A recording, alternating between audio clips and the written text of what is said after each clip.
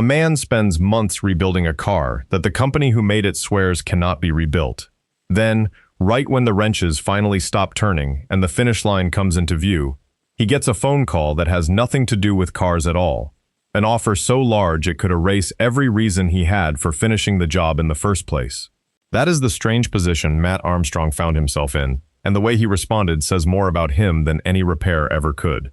This is the story of a wrecked Bugatti Chiron Pur Sport, a manufacturer that refused to budge, and a creator who turned a corporate wall into the biggest story of his career.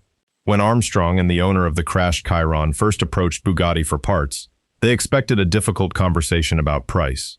What they got instead was a flat refusal to engage at all.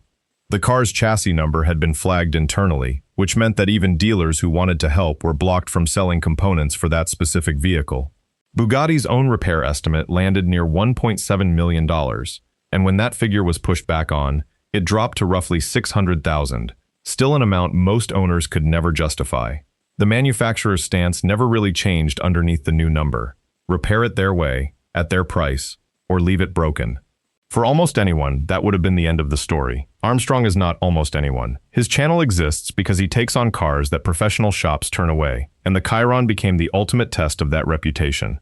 This is a machine capable of crossing 200 miles an hour, built around a carbon fiber monocoque that leaves almost no room for guesswork, and with roughly 60 Pur Sport examples ever produced, a car worth something like $3.6 million in perfect condition.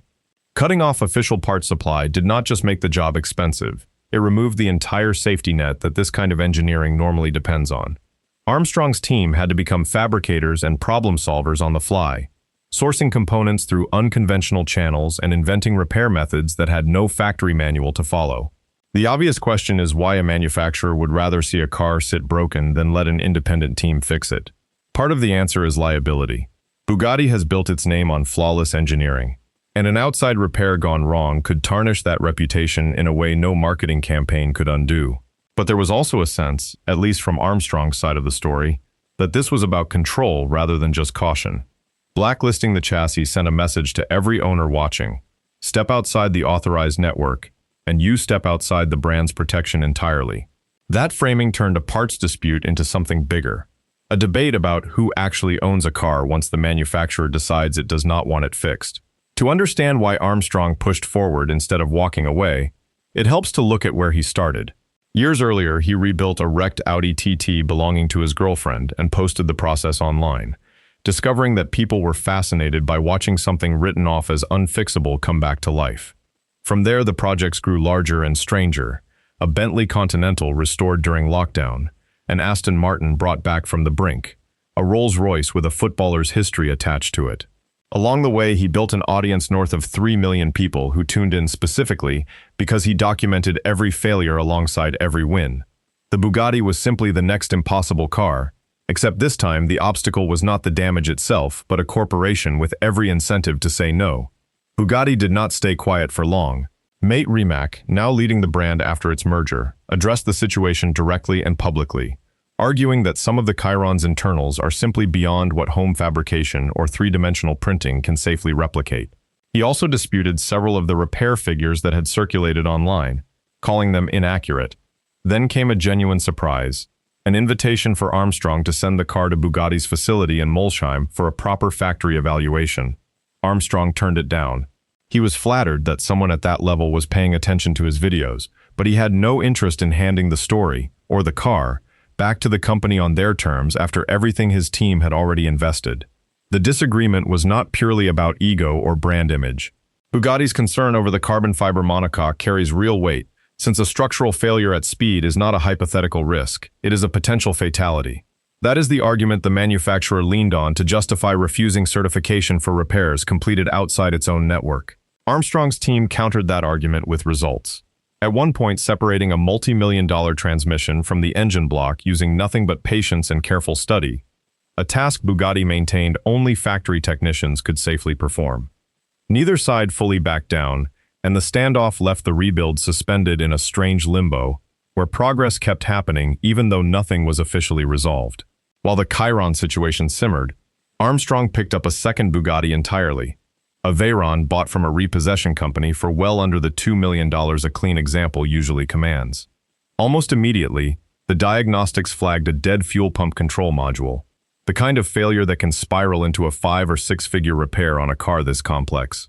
After his team ruled out every simpler explanation, Armstrong reluctantly went through Bugatti's official channels for the first time, working through showrooms in Paris and London before finally locating a replacement module in stock at Molsheim for just under $60,000. The catch was that installation required an authorized service center and roughly 2 weeks of downtime, a reminder that even a straightforward repair on a Bugatti runs entirely on the manufacturer's schedule. Rather than simply hand the car over and wait, Armstrong prepped as much of the job as he could beforehand to cut down on billable labor hours, a small move that revealed how much he had learned about working the system from the inside. The Veyron experience gave him something the Chiron battle never could: a working relationship with Bugatti's official process and a clearer picture of where its limits actually sat. That knowledge quietly reshaped how he approached everything that followed, and it did not go unnoticed outside the automotive world either.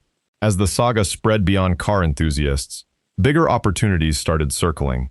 Reports of a streaming deal worth somewhere around $30 million began surfacing. Numbers that were never officially confirmed, but were enough on their own to shift how the industry viewed Armstrong.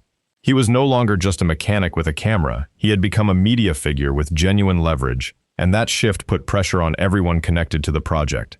Bugatti had to weigh how a partnership at that scale might amplify a narrative it had already tried to contain. Streaming executives had to weigh whether a story built on conflict and improvisation could translate into the kind of polished content their platforms usually favor. And Armstrong had to weigh something more personal, an operation that now included multiple channels and a full team depending on steady income, which meant this was no longer a decision he could make purely on instinct. The timing made the decision even heavier. Offers of this size arrived at the exact moment Bugatti was already dealing with dealer disputes and questions about parts sharing inside the Volkswagen Group, with Armstrong positioned as one of the more visible critics in that conversation. Walking away from the rebuild would mean trading a project that had defined his channel for a payday most creators never see in a lifetime. Staying with it would mean betting that finishing the story himself mattered more than any single check, even a life-changing one.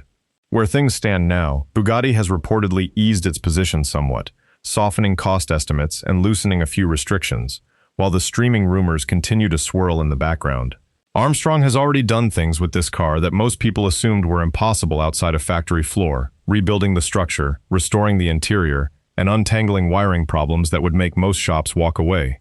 Whether he finishes the Chiron on his own terms or lets a bigger opportunity pull him in a different direction, the impact of this project on how people think about independent repair and manufacturer control is already locked in. Whatever happens with the car from here is the one part nobody can predict.